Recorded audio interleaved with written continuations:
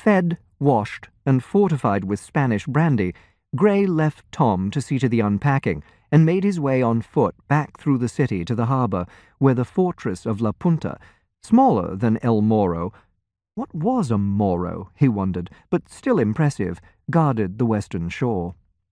A few people glanced at him, but with no more interest than he might attract in London, and upon reaching La Punta, he was surprised at the ease with which he was not only admitted, but escorted promptly to the Oficina del Señor Stubbs.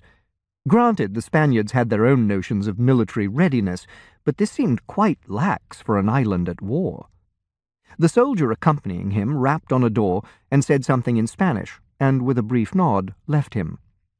Footsteps, and the door opened. Malcolm Stubbs looked 20 years older than he had last time Gray had seen him. He was still broad-shouldered and thick-bodied, but he seemed to have softened and fallen in on himself like a slightly decayed melon. "Gray," he said, his tired face brightening, "wherever did you spring from?" "Zeus's forehead, no doubt," Gray said. "Where have you come from, for that matter?"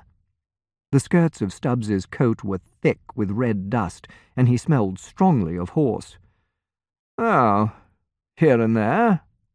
Malcolm beat the dust perfunctorily from his coat and subsided into his chair with a groan.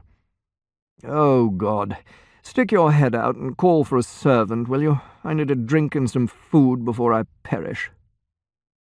Well, he did know the Spanish word for beer. Sticking his head out into the corridor as advised, he spotted 2 servant girls loitering by the windows at the far end, evidently talking to someone in the courtyard below, their conversation accompanied by a good deal of giggling.